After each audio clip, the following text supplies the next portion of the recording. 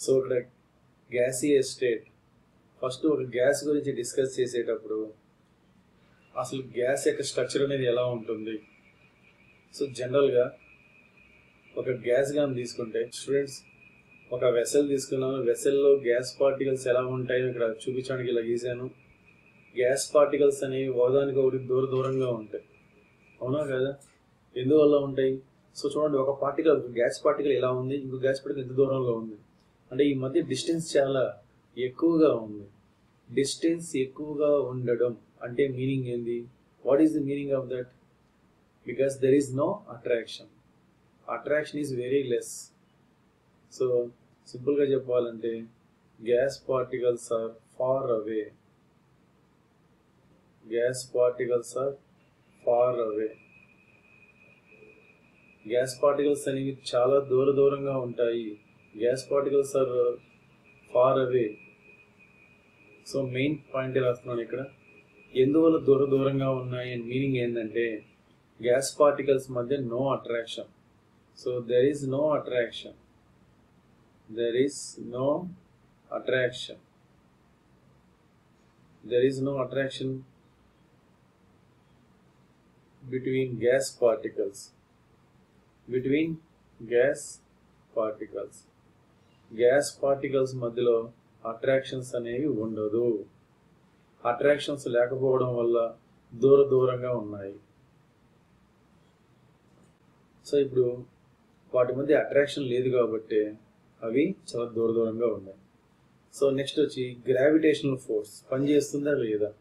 Gravitational force అంటే suppose ఒక గ్యాస్ని రిలీజ్ చేసాము, అది ఎర్త్ వైపు మూవ్ అవుతుందా, ఎర్త్ నుంచి అవేగా మూవ్ అవుతుందా?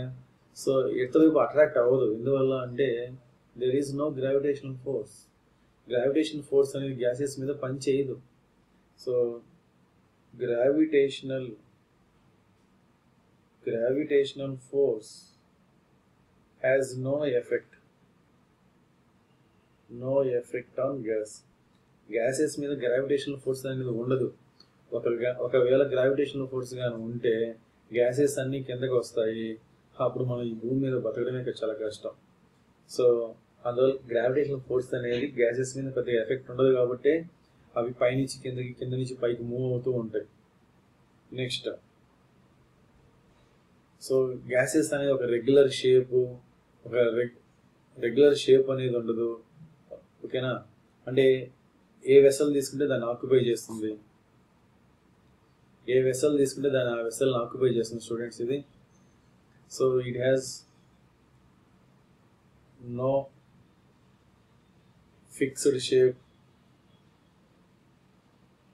యాక్చువల్గా ఫిక్స్డ్ డెఫినెట్ షేప్ అని చెప్పొచ్చు. No definite shape. సో యాక్చువల్గా ఫిక్స్డ్ మాస్ ఉండదు, ఫిక్స్డ్ షేప్ ఉండదు, ఫిక్స్డ్ వాల్యూమ్ కూడా ఉండదు దీనికి. ఓకేనా? సో జనరల్గా ఓకేనా. నెక్స్ట్, గ్యాసెస్ అనేవి కంప్రెసిబుల్ ఆర్ ఇన్కంప్రెసిబుల్. అంటే జనరల్గా ఇవి కంప్రెసిబుల్, సాలిడ్స్ లాగా, లిక్విడ్స్ లాగా ఇవి కంప్రెస్ చేయకుండా ఉండలేము. వీటిని కంప్రెస్ చేయొచ్చు ఈజీగా. సాలిడ్స్, లిక్విడ్స్ అనేవి అంత కంప్రెసిబుల్ కాదు. ఓకేనా students? Next,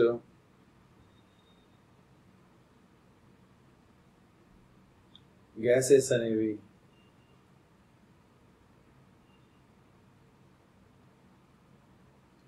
next point, suppose ఇప్పుడు మనం గ్యాస్ పార్టికల్ కంపేర్ చేసుకున్న మొత్తం వెజల్ చూడండి.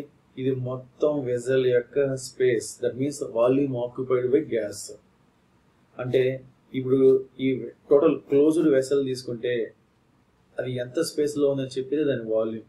అంటే ఇప్పుడు వాల్యూమ్ ఆఫ్ కంటైనర్ లేదా వెసల్. అదేవిధంగా ఒక గ్యాస్ మాలిక్యూల్ ఆక్యుపై చేసే ఈ స్పేస్ని ఏమంటారంటే వాల్యూమ్ ఆఫ్ గ్యాస్ అంటాం. సో ఇప్పుడు మనం కంపారిజన్ చేస్తున్నాం దేంతో? Volume of gas particle. Students, ఇక్కడ వాల్యూమ్ అంటే ఏదో కాదు, దాన్ని స్పేస్ ఆక్యుపైడ్ అని. మొత్తం ఈ కంటైనర్తో కంపేర్ చేసినప్పుడు గ్యాస్ పార్టికల్ ఆక్యుపై చేసే స్పేస్ అనేది చాలా చాలా తక్కువ. So volume of container is greater than volume of gas particle. సింపుల్గా చెప్పాలంటే వాల్యూమ్ ఆఫ్ గ్యాస్ పార్టికల్ చాలా చాలా చిన్నది కదా, ఇట్ ఈస్ నెగ్లిజిబుల్ అని చెప్పొచ్చు. It is negligible. అంతేకాదు నెక్స్ట్ ఈ గ్యాస్ పార్టికల్స్ అనేవి ఇష్టం వచ్చినట్టు లోపల మూవ్ అవుతాయి చాలా స్పీడ్గా. So gas particles moves randomly.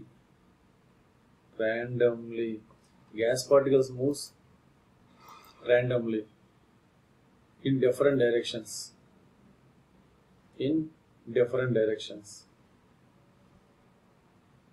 Gas particles అనేవి డిఫరెంట్ డైరెక్షన్స్ లో ఇష్టం వచ్చినట్లుగా మూవ్ అవుతాయి అవ్వాలి. So measurements, physical behaviour of gases గురించి ఎక్స్ప్లెయిన్ చేయడానికి మనకి కొన్ని టర్మ్స్ అవసరం. So properties of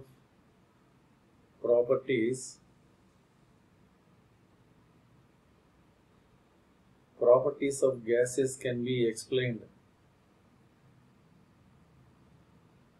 Properties of gases can be explained by pressure, symbol వచ్చి P, volume V, temperature T and mass. So ఈ 4 టర్మ్స్ బేస్ చేసుకొని మనం ఎక్స్ప్లెయిన్ చేస్తాం. సింపుల్గా వీటిని ఏమంటారంటే వేరియబుల్స్ అంటాం. ఈ వేరియబుల్స్ని యూజ్ చేసుకొని మనం గ్యాస్ యొక్క బిహేవియర్ని ఎక్స్ప్లెయిన్ చేస్తాం. సో ఒక గ్యాస్ యొక్క ప్రాపర్టీస్, బిహేవియర్ని ఎక్స్ప్లెయిన్ చేయడానికి we must know the pressure, volume, temperature and mass. First one is pressure. So what is pressure? So pressure అనేది ఏంటంటే force per unit area. So pressure is defined as force per unit area. ఒక unit ఏరియాలో ఎంత force act చేస్తుందో దాన్ని ఏమంటారంటే pressure అంటారు. So సింపుల్గా force per unit area. The force acting per unit area is known as pressure.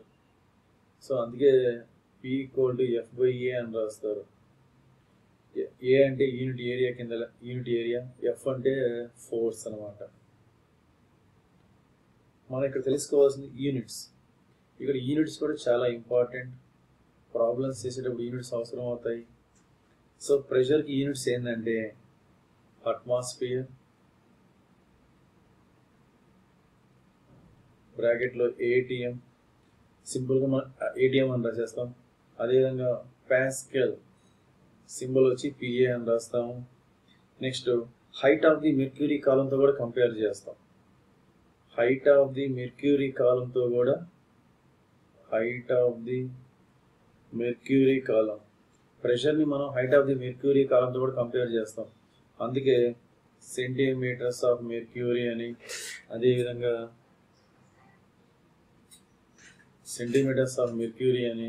అదేవిధంగా millimetres of mercury అని ఇలా ఎక్స్ప్లెయిన్ ఇలా రాయండి. 1 atmosphere equal to 76 centimeters of mercury లేదా 760 millimeters of mercury లేదా 760 టార్. అదేవిధంగా 1 atmosphere equal to 101.325 kilopascals.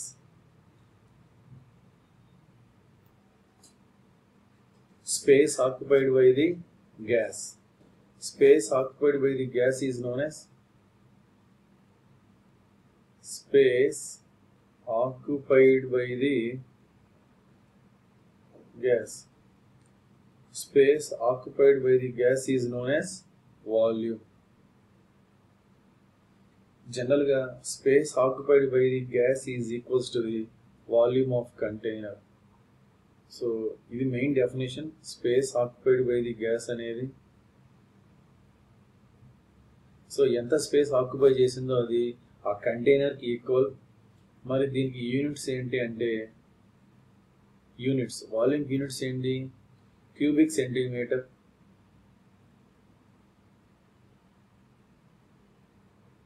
Cubic centimetre, millilitre,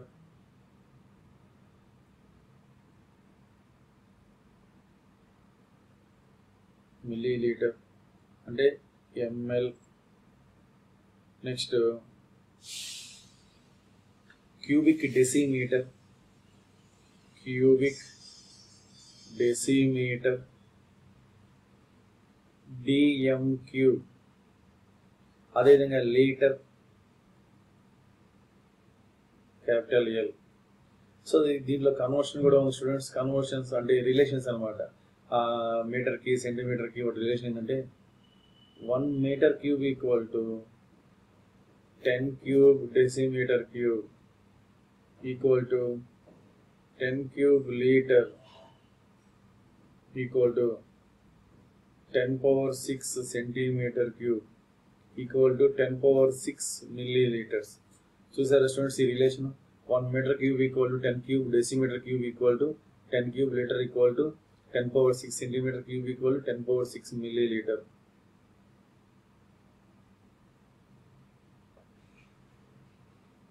volume తర్వాత next topic వచ్చి టెంపరేచర్.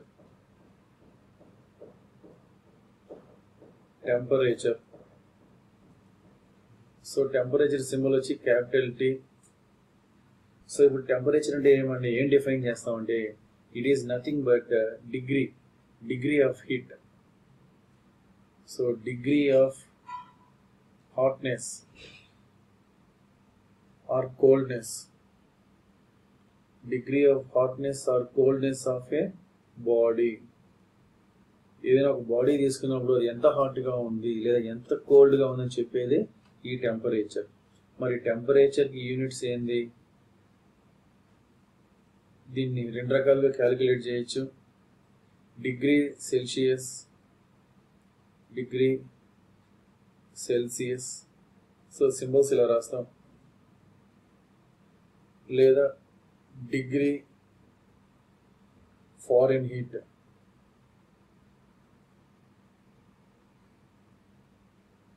సో దీన్ని ఎలా రాస్తాం, డిగ్రీస్ రాసి F1 రాస్తాం. నెక్స్ట్ వచ్చి kelvins, kelvin K or absolute temperature, or absolute temperature capital T. Absolute temperature capital T. మరి వీటి రిలేషన్ బిట్వీన్ దీస్ ఆర్, వీటి మధ్య రిలేషన్స్ ఏంటంటే kelvin equal to degree Celsius plus 273. అంటే డిగ్రీ సెల్సియస్లో ఉన్న వాల్యూకి మనం 273 యాడ్ చేస్తే కెల్విన్ వస్తుంది. అదేవిధంగా foreign heat F minus 32 divided by 180 equal to degree Celsius by 100 equal to Kelvin minus 273 by 100. So this is the relation between Kelvin, Fahrenheit, degree Celsius.